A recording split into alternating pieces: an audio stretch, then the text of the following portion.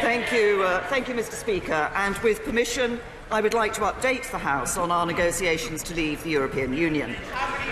First, I want to pay tribute to my right honourable friends, the members for Esher and Walton and Tatton. Delivering Brexit involves difficult choices for all of us.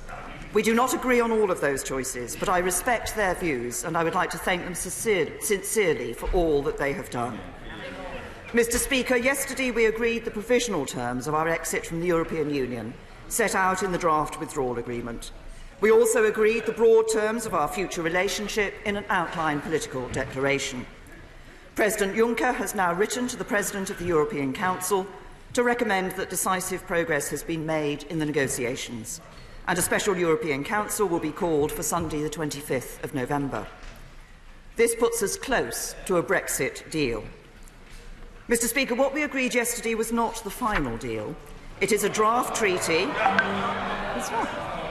It is a draft treaty that means that we will leave the EU in a smooth and orderly way on the 29th of March 2019, and which sets the framework for a future relationship that delivers in our national interest. It takes back control of our borders, laws and money.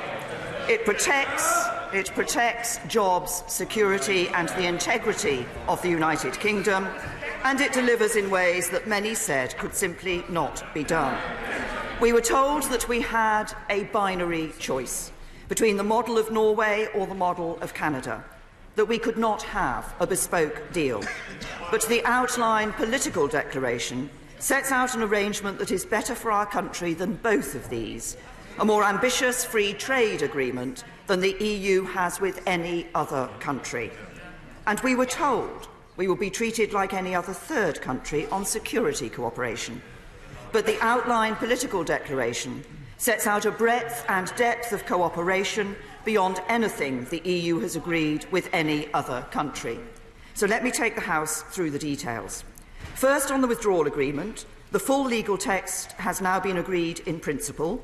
It sets out the terms on which the UK will leave the EU in 134 days' time on the 29th of March 2019.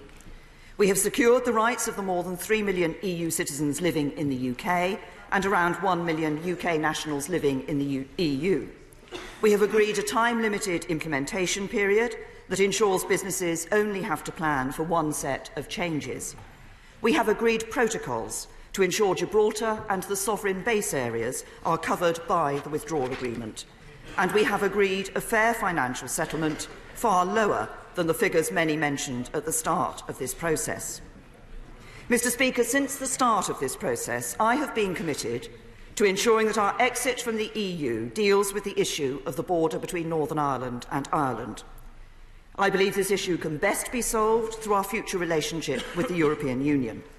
But the withdrawal agreement sets out an insurance policy should that new relationship not be ready in time at the end of the implementation period. I do not pretend that this has been a comfortable process, or that either we or the EU are entirely happy with all of the arrangements that have been included within it. But of course this is the case. This is an arrangement that we have both said we never want to have to use. But while some people might pretend otherwise, there is no deal which delivers the Brexit the British people voted for, which does not involve this insurance policy. Not Canada plus plus plus, not Norway for now, not our own white paper. The EU will not negotiate any future partnership without it. As the House knows, the original proposal from the EU was not acceptable, as it would have meant creating a customs border down the Irish Sea and breaking up the integrity of our United Kingdom. So last month I set out for the House the 4 steps we needed to take. This is what we have now done, and it has seen the EU make a number of concessions towards our position. First, the EU proposal for a Northern Ireland-only customs solution has been dropped and replaced by a new UK-wide temporary customs arrangement that protects the integrity of our precious union. Second, we have created an option for a single time-limited extension of the implementation period as an alternative to bringing in the backstop. As I have said many times, I do not want to extend the implementation period, and I do not believe we will need to do so. This is about an insurance policy. But if it happens that at the end of 2020, our future relationship is not quite ready, the UK will be able to make a choice between the UK-wide temporary customs arrangement or a short extension of the implementation period. Third, the withdrawal agreement commits both parties to use best endeavours to ensure this insurance policy is never used. And in the unlikely event that it is needed, if we choose the backstop, the withdrawal agreement is explicit that it is temporary and that the Article 50 legal base cannot provide for a permanent relationship. And there is also a mechanism by which the backstop can be terminated. Finally, we have ensured full continued access for Northern Ireland's businesses to the whole of the UK internal market. Mr. Speaker, the Brexit talks are about acting in the national interest. And that means making what I believe to be the right choices, not the easy ones. I know there are some who have said I should simply rip up the UK's commitment to a backstop, but this would have been an entirely irresponsible course of action. It would have meant reneging on a promise made to the people of Northern Ireland during the referendum campaign and afterwards that under no circumstances would Brexit lead to a return to the borders of the past. And it would have made it impossible to deliver a withdrawal agreement. As Prime Minister of the United Kingdom, I have a responsibility to people in every part of our country, and I intend to honour that promise. Mr. Speaker, by resolving this issue, we are now able to move on to finalising the details of an ambitious future partnership. The outline political declaration we have agreed sets out the basis for these negotiations, and we will negotiate intensively ahead of the European Council to turn this into a full future framework. The declaration will end free movement once and for all. Instead, we will have our own new skills-based immigration system, based not on the country people come from, but on what they can contribute to the UK. The declaration agrees the creation of a free trade area for goods with zero tariffs, no fees, charges or quantitative restrictions across all goods sectors. No other major advanced economy has such an arrangement with the EU, and at the same time we will also be free to strike new trade deals with other partners around the world. We have also reached common ground on a close relationship on services and investment, including financial services, which go well beyond WTO commitments.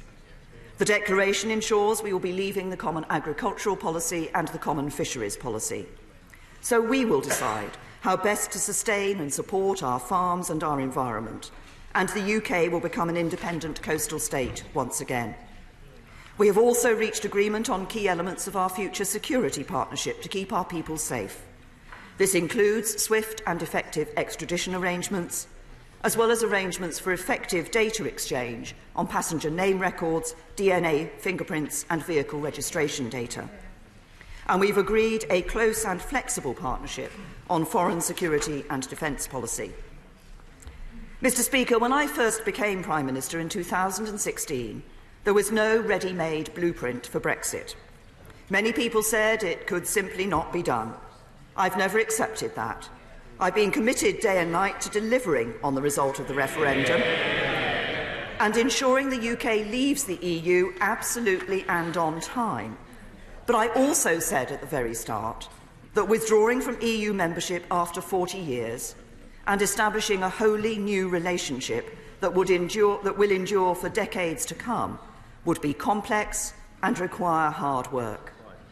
I know it's been a frustrating process. It has forced us to confront some very difficult issues. But a good Brexit, a Brexit which is in the national interest, is possible. We have persevered and have made a decisive breakthrough.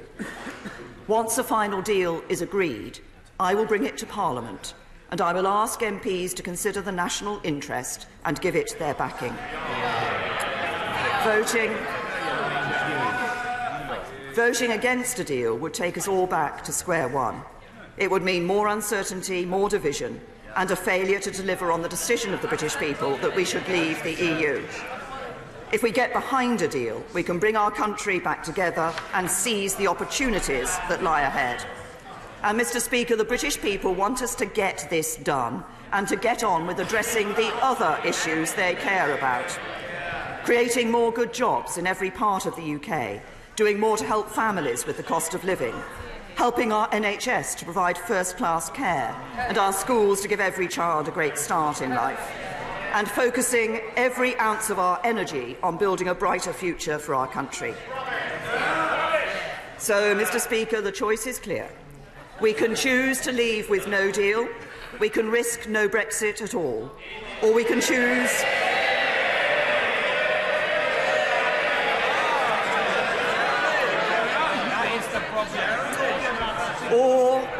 choose to unite and support the best deal that can be negotiated. This deal, a deal that ends free movement, takes back control of our borders, laws and money, delivers a free trade area for goods with zero tariffs, leaves the common agricultural policy and the common fisheries policy, delivers an independent foreign and defence policy while retaining the continued security cooperation to keep our people safe, maintains shared commitments to high standards, protects jobs, honours the integrity of our United Kingdom and delivers the Brexit the British people voted for. I choose to deliver for the British people. I choose to do what is in our national interest, and I commend this statement to the House.